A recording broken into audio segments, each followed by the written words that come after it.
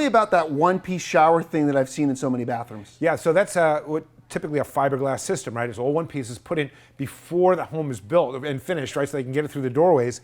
Some of the advantages are, it just doesn't, they typically don't leak.